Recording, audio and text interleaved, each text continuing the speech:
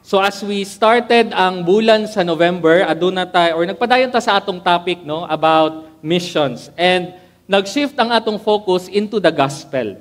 When we say gospel, unsa man gyud pasabot sa gospel? How would you pag naimangutana sa inyo unsa may meaning anang Tagum Alliance Gospel Church? Unsa man ang gospel? Ambot na ara man na dira.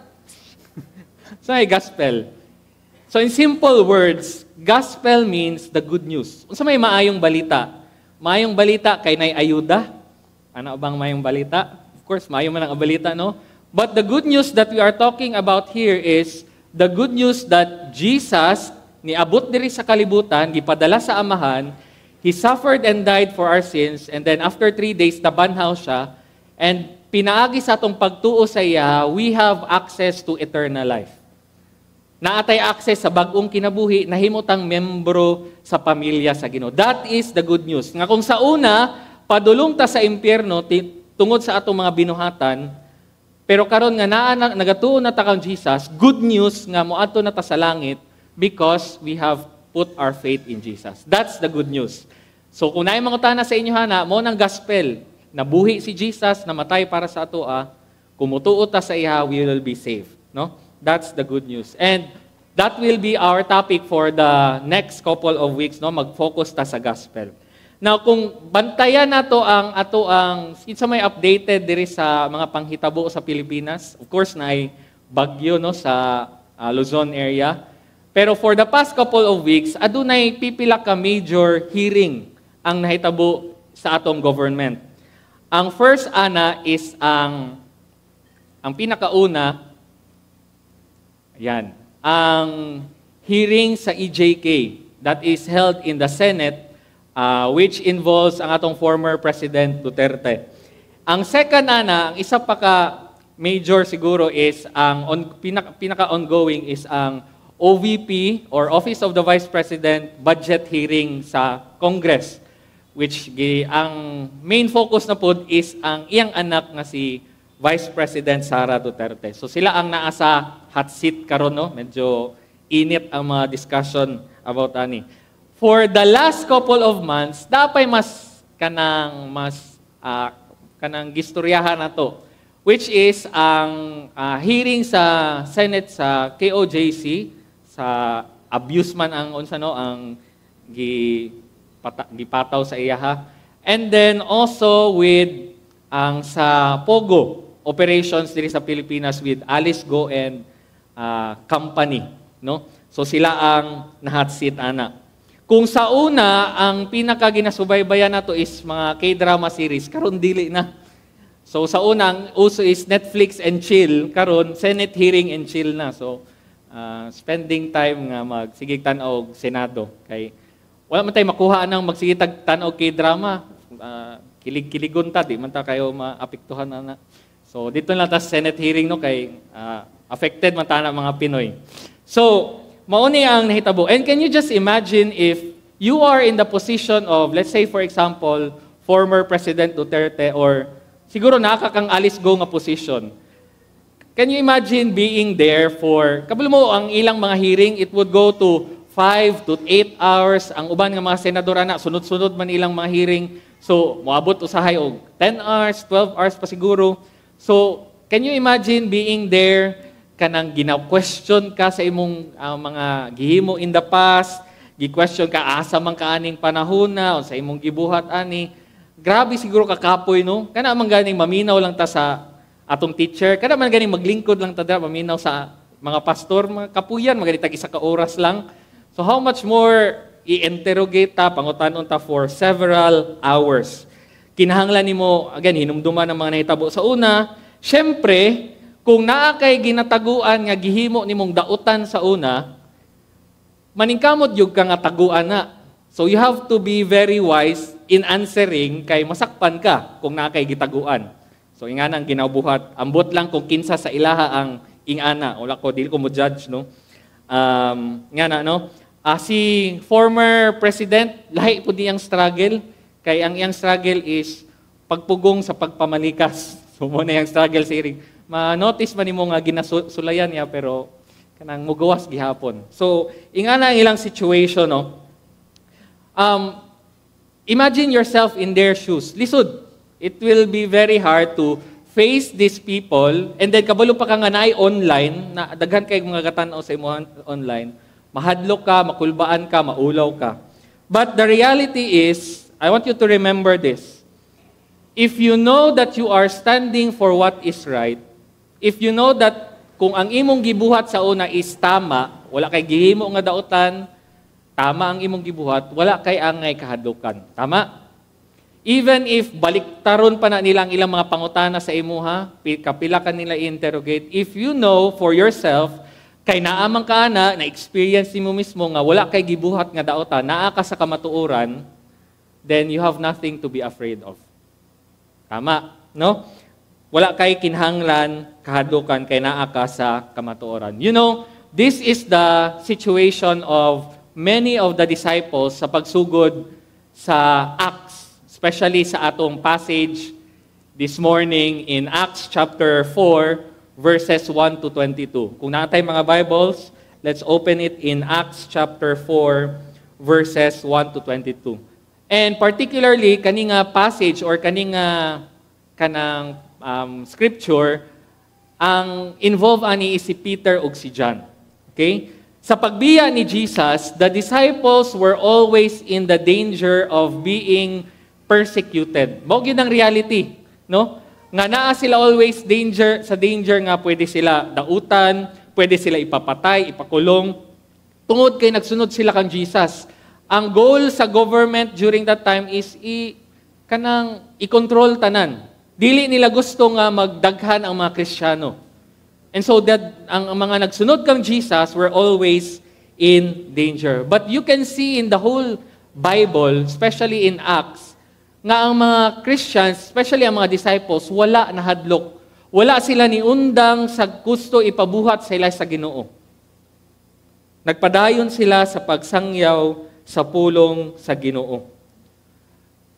And mga kaigsunan ako diri in Tagsi, even online, I believe na gusto gamiton sa Ginoo ang matag usa sa atoa na the people around us will come to know the Lord.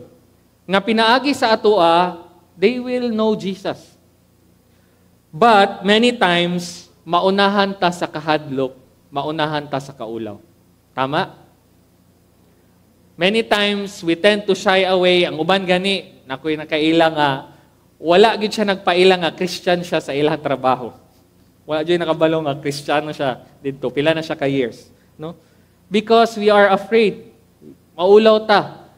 Even to share the gospel, dili na to kaya. This morning, I want us to learn from the experience of Peter and James. Paunsa na kaya nila nga mahimong courageous to stand for the gospel. That even in the face of danger, even in the face of persecution, unsa may nahimong factor nganong nagpabilin sila nga maisugon sa pagsangyaw sa maayong balita. And naatay tulo nga paghisgutan this morning. First, the courage to stand for the gospel comes from una, a clear purpose. A clear purpose. Kung tanawon nato ang verses 1 to 3, Peter and John, dili man to daotan ang ilang gibuhat dire. They were in a public place. Wala may balaod nga nagbawal nga magsangyaw mo sa pulong sa Ginoo in a public place. Wala man. So they were doing that. Ug kalit lang niabot kaning grupo sa mga priests, which includes kaning term nga Sadducees. It also means a group of priests. So mga grupo sa mga pari sa ilahang temple, niabot together with kinsilang kauban, the captain or ang pinakataas nga opisyal sa gwardya sa templo. And so niabot sila para unsa ilang gihimo? Para dakpon og ipriso si Peter og si John. Okay? Naunsa ang initial reason nganong nitungha ra ni sila og kalit? What's the reason? Verse 2. Say gingon dira, because they were greatly disturbed sa ginatudlo ni Peter and John.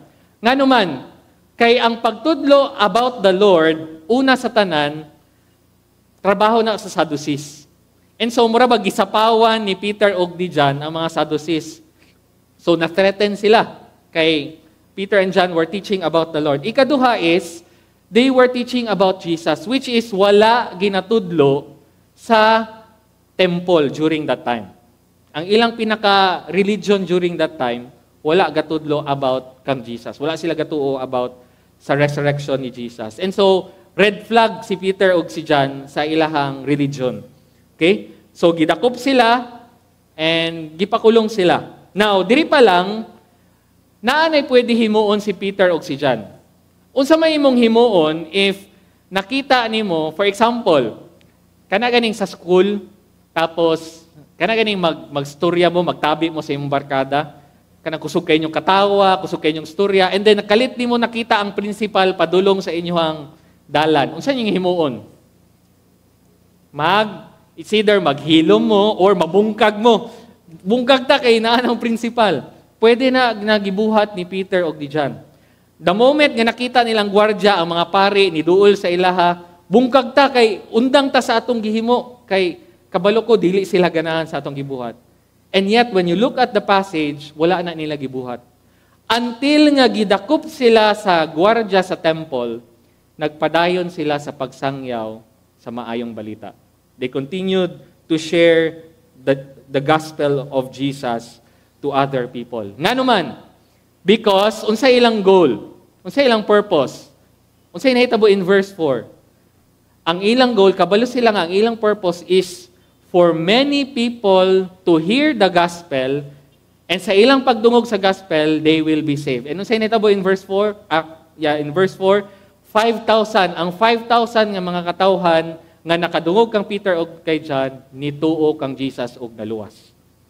Na-accomplish nila ang ilang purpose, despite nga, gidakop sila o nakulong sila. Now, sa atong kinabuhi, if we are clear sa atong purpose, then whatever obstacle man ang atong atubangon, kayahon yun na to na. Tama? If kabaluta nga atong purpose is, for example, makatrabaho ta by passing the exam, bar exam or unsa ba na nga exam. If mo na ang atong tinguha, then even if lisod ang mag-study, everyday magsigig kag tuod, lisod man gyud na, agwang tahon na nimo. Kaya nga naman, ang imong purpose is magtrabaho through finishing ang imong exam. Sa mga trabahante, na ako'y joke nga nakita nga, kaundangon na kay ka, gusto na ka mo resign sa imong trabaho. Pero ang imong goal is, makadungagan imong kwarta. So, antuson nimo until December, makadawat ka sa imong 13 month, pag January, resign. Pwede. Kaya ang imong goal is, siyempre, madungagan imong kwarta. So, antuson na lang nimo until 13 month. No? If you are clear about your purpose, then whatever nga obstacle sa imong atubangan, you will go through it. Willing ka nga atubangon na. Kung paatik-atik lang si Peter o si John sa ilang pagtuo, then niundang na to sila sa ilang gibuhat. They could have easily stopped what they were doing. And yet, even to the end nga gidakop sila, wala sila niundang sa pagsangyaw sa pulong sa Ginoo. Kabalo mo nga nung there are so many Christians nga wala nila ginashare si Jesus sa ubang tao. Kabalo mo nga no? And I believe, para sa akong observation mauni ang pinaka-reason. Nganong kita maulaw, nganong kita mahadlok to share the gospel to others, it's because sharing Jesus to others is not an important purpose in our life. Dili siya importante nga tinguha compared to other purposes in our life. Nga naman, mas gina-prioritize nato ang purpose nga unsa may mahimong convenient sa akong kinabuhi. Unsa may makahimo nga mahimong comfortable sa akong kinabuhi. Sometimes nakatuon lang dira ang atong atensyon. Dili ko mo share sa akong mga katrabaho kay kanang basig maglain nilang tan-aw sa ako.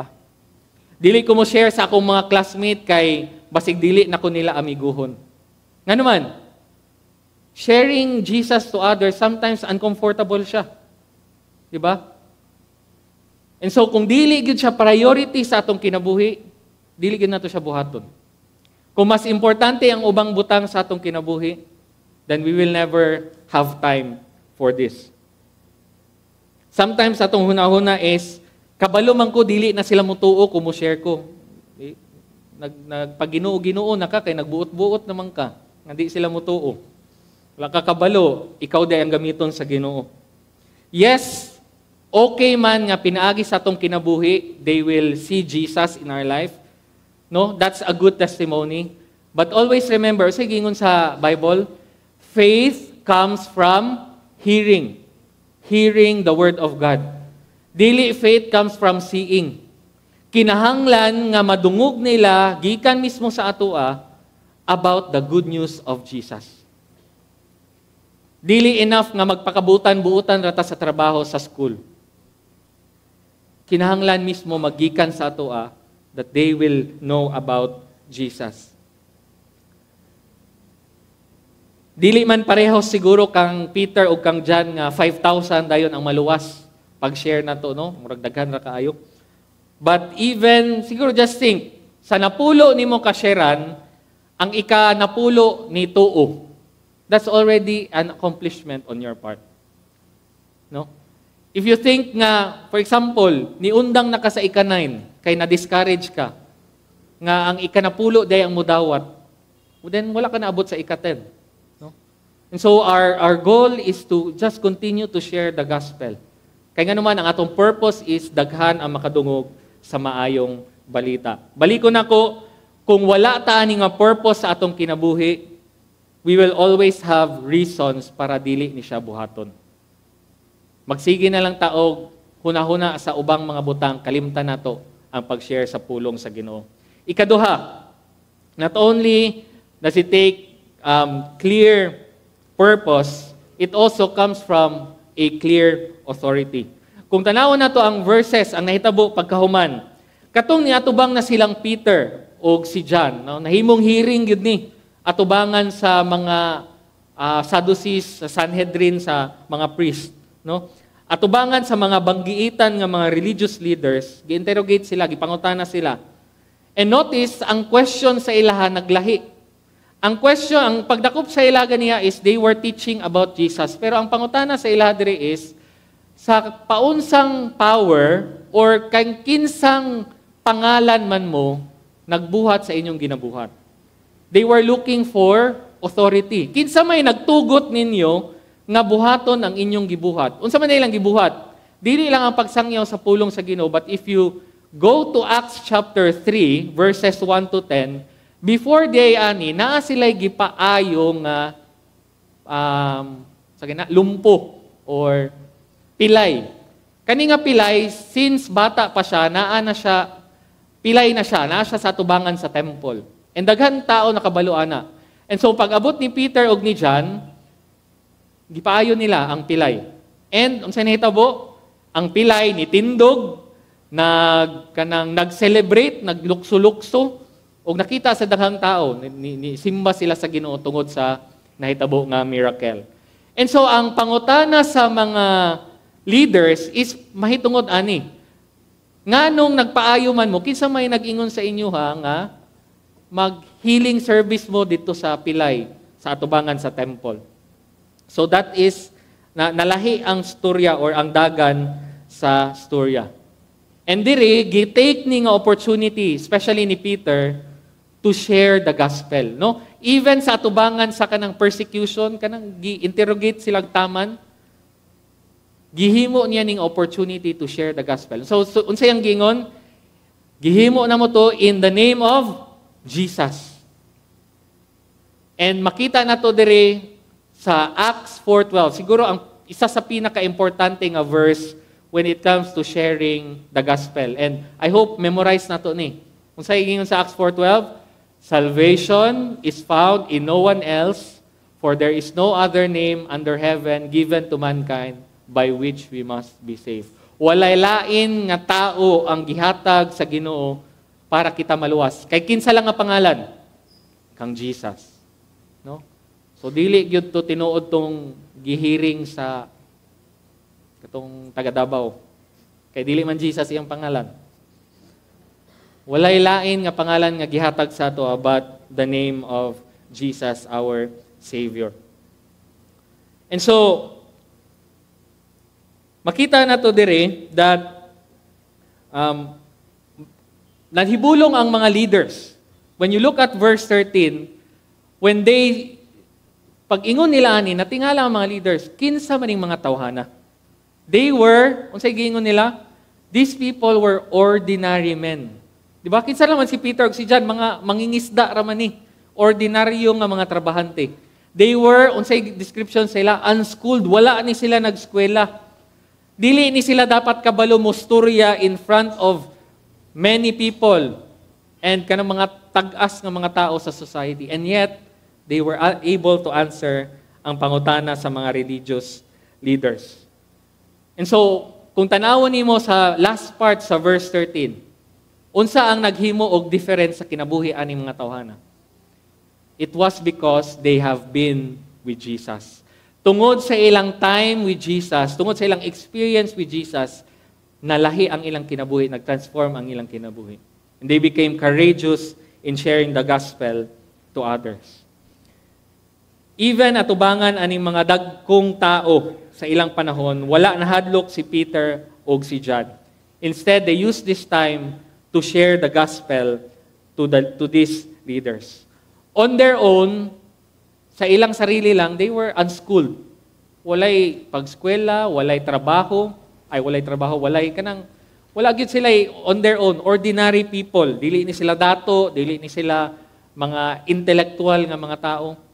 And yet, God used them. They became courageous in sharing the gospel.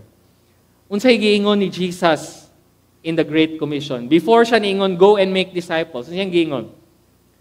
All authority in heaven and on earth has been given to me. So the reason nga nung ang mga disciples, the reason nga nung kita, naatay katungod to speak about Jesus to other people, nga nung naatay, nga nung dili ta kinahanglan maulaw, mahadlok, to share Jesus to others, is because ang nagsugo sa atoa has all the authority sa kalibutan. And so because He has authority and gisugo ta niya, we have a shared authority with Jesus. Natay katungod kauban kang Jesus. Because Jesus has authority over everything, we can be confident to do what He commands. Tanan nga gisugo sa Ginoo, wala tay angay kahadlukan. Silutan man ta sa ubang tao, sa mata sa Ginoo wala tay angay kahadlukan. Kay nganuman, Jesus has given us this authority. Wala tay dapat ikaulaw or ikahadlok. Naami subject in IGSL. Ang tawag niya is, part siya sa subject, fundraising.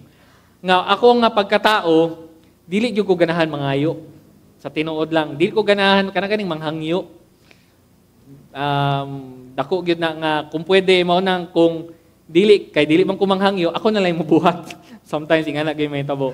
So dili ko ganahan manghangyo. Pero pinaagi ani nga subject, we were thought nga dili gyud kaya sa imong tanan nimong resources, tanan nimong abilities to accomplish the goals of Jesus. Dili gyud kaya nga ikaw lang isa. And so you need to employ other people. And so mo nang gitudloan me how to fundraise. And dito na ko na-realize, kung mangayo ko para sa akong sarili, angay ko maulaw. But if I am asking for the ministry, if I am asking for the Lord, if I am asking para sa kaayuhan sa kadaghanan, then wala ko'y angay ikaulaw. And that is the same as sa atong pag-share sa gospel. Wala tay angay ikaulaw, kaya nga naman, we are doing this for the Lord. We are doing this in Jesus' name, with the authority of Jesus. And so, we can be confident to do kung unsa ang gisugo sa atoa sa Ginoo. Lastly, not only does it come from sa ganitong una, a clear purpose, ikaduha, clear authority na nagakikan kay Jesus, but it also comes from a clear conviction. Now, if you continue ang story ni Peter o di John, kung hinumduman nato sa time ni Jesus, dugay na nga sigig pangita ni kaning mga religious leaders nga undangon ang pag-spread sa popularity ni Jesus. No? Pangita gid sila og paunsa man nato ni madautan, mapakulong, mapapatay si Jesus o ang iyang mga kauban. And so, diri nga panahon, namatay na si Jesus, nagpadayon gihapon ni. Even ang mga disciples ni Jesus, mao gihapon ang kanang na-experience. And mao ni ang gihimo gihapon sa ilaha ni Peter and ni John. Mao nang in verse 14, katong wala man gyud sila makita nga rason nga ma-punish ni silang duha. Kay nganuman, katong tawhana nga ilang giayo, naaman dito sa hearing. Pwede man unta sila moingon nga dili man to tinuod inyong murag nag-acting ra man siguro tong inyong gipaayo para lang musikat mo. Pwede to nila nga i-accuse sa ilaha. Pero tungod kay kato ilang giayo, naa mismo dito sa ilang kauban mismo nila, they could not find a reason para ipakulong sila usab. And so, unsang nasabutan sa mga leaders, ang atong buhaton na lang is, buyan na to sila, pero with the warning nga, dapat dili na sila mo padayon sa ilang ginabuhat. Buyan na mo, pero ayaw na mo pagsangyaw about kang Jesus. Pero unsay giingon ni Peter o ni John? What is their conviction?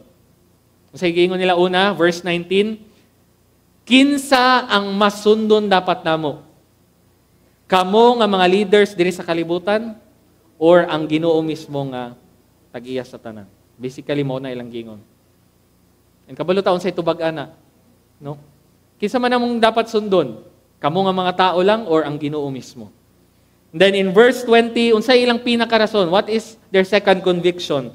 Dili namo mapugngan to share to other people what we have seen and what we have heard. Kami mismo naka-experience kang Jesus. And so dili namo mapugngan ang among sarili nga i-share ang among na-experience sa ubang tao. And so, tungod sa reaction sa mga tao, tungod kay daghang nakakita, wala gid sila napapriso balik. Gibuyan gihapon sila sa mga religious leaders. So, parehas kang Peter ug kang John, dili ba dapat ingana pod ang atoang feeling always as Christians?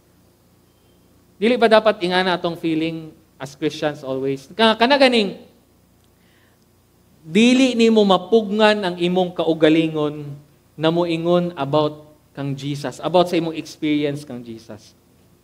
Si Peter o si John, pwede sila makulong, pwede sila ipapatay. And yet, sa ilang reason, dili na mo mapugnan among kaugalingon to share our experience with Jesus. Maglisod ta og share kang Jesus kung kita mismo wala tay personal experience saya. That's the reality. Nganong hadlok ta mo share, kay wala man pud siguro tay ika-share. Because kita mismo wala tay personal experience. Kabalo mo mauna ang testimony. That is what testimony is. Testimony means your personal encounter, your personal experience with Jesus. And maunang isa sa pinaka-effective kanang ikaw mismo naka-experience. And I hope nga kita tanan mo abot ta nang a point nga kanaganing gusto na lang kita mo share yun. Kanang kita mismo ang gusto mo share about kang Jesus. Kana bitawng naay bag-ong chismis. Dali ra man ganita ka, maski na dili nato kauban, i-chat man gani nato dayon. Si kuan ba nagkakita ko kang kuan nagingani. Nasa diri kuan, nasa diri. How much more nganong dili man nato mabuhat sa pinakamaayong balita nga anak tong nadunggan. If we can do that with chismis, how much more with the best news nga kita mismo naka-experience. If you are convinced nga tinuod ang imong experience with Jesus, because strong convictions come from deep experiences. Mas lalo ang imong experience kang Jesus, mas dako ang imong conviction to share Jesus to others. If you are convinced about the power of God in your life, you will always be convicted to share it to others. Dili gyud na nimo mapugngan sa imong sarili kay ikaw mismo ang nakasinapi. Mga kaigsuonan, mga friends diri sa taxi, even online. I hope dili na nato hulaton nga maparehas ta kang Peter ug kang John nga adtuan ta sa balay sa pulis or sa barangay tanod, dalon ta sa barangay hall or dito sa city hall para i-interrogate ta sa atong pagtuo. Diha pa lang ta mo share sa gospel.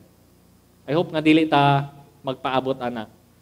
Kay the reality is, kung karon pa lang dili na ka mo share nga libre kayo nimo himuon, I doubt nga pag naa ka dito sa atubangan nimo si mayor, na inyong barangay captain, na ang mga marites sa inyong palibot, I doubt nga mo share ka sa gospel. So kung karon pa lang alanganin na ka how much more sa ingana nga situation. I know there is always kanang fear. Naa magyud ng hadlok, no? Naa magyud ng kaulaw, fear of rejection, hadlok ta nga pangutan-on ta unya dili ta katubag, hadlok ta nga pilosopohon ta. That's normal when it comes to sharing the good news. But let us remember that if we know our purpose, if we know nga natay authority gikan kang Jesus, and if we are truly convicted sa atong kasing-kasing, then sharing the gospel will always be an important part of our life. Dili na nimo matanggal sa imong kinabuhi. Kung tinuod na imong conviction, kung kabalog yung ka sa imong purpose, kung kabalog ka nga gihatagan kag katungod sa Ginoo, then kita na mismo ang mangitag opportunity to share Jesus sa atong mga kauban. That's the process of sharing the gospel. Kinahanglan it starts with us. And it will lead us na tungod sa atong experiences with the Lord, moabot siya to the point nga ma-share na nato siya with other people. Medyo i-break lang sa nato atong tradition, especially kung magwali ko, but I want us to reflect sa atong kaugalingon, no? Personal reflection na lang atong buhaton. And ang akong gusto na ipangutana ninyo sa inyong sarili is, unsa man gyud ang imong ginakahadlukan when it comes to sharing ang maayong balita sa uban? Unsa man gyud ang imong reason? Nganong dili man ka maka-share sa imong mama o sa imong papa? Nganong alanganin man ka mo share sa imong classmate or sa imong katrabaho? Nga kabalo man ka, nga kung dili sila makaila sa Ginoo, pwede sila moadto sa impyerno. Dili sila makaadto sa kauban ka kung asa ka padulong. What is atong mga reason? And ikaduha, I want you to think, unsa ang ginatudlo sa imuha sa Ginoo karon, especially sa nahitabo kang Peter ug ni John. What is the Lord trying to teach us this morning when it comes sa story ni Peter ug ni John? Sa imong nakita sa ilahang experience, sa tanaw nimo unsa ang gusto ipaabot sa imuha sa Ginoo. So I request everyone to bow down your heads. Atong iduko atong mga ulo.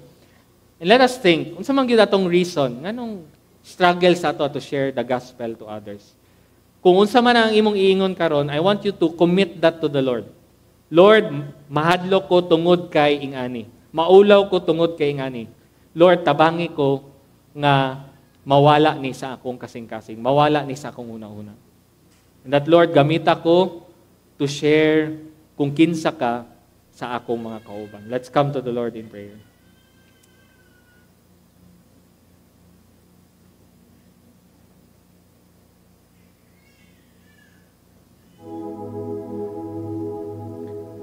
Lord, we thank you for the life of Peter and John. Salamat, Lord, na despite, Lord, sa ilahang experiences, as they committed themselves, Lord, to do what you have asked them to do. Daghan man og babag, O God, pero nagpadayon sila sa pagsangyaw sa maayong balita sa daghan nga tao. And Lord, we are reminded nga that is also our purpose. Mao ni ang imong tinguha sa amoa. Lord, whatever man nga ang reason nga among giingon karon, nganong lisod sa amoa to share you to other people, Lord, I pray, pinaagi sa balang espiritu, tabangan minimo, Lord, to be able to overcome kani nga mga reasons, O God. Nga we will be courageous to stand for the gospel because this is the power nga imong gihatag to save the people who are lost in this dark world. I pray, Lord, nga gamiton kami nimo mismo, O God. Convict us, O God, through our experience with you, nga kinahanglan yun magikan sa amoa ang pag-share sa maayong balita. Kinsa man namong ginahuna-huna, O Lord, nga gusto namo sharean. I pray, Lord, nga ikaw gyud ang maghahatag og opportunity sa amoa. Remind us of what you have given us, O God. Give us the courage that we need. para sila mismo, O God, maka-experience po sa imo. Salamat, O God. Bless your people nga nakadungog sa imong pulong karong kabuntagon. All these things we ask and pray in Jesus' name.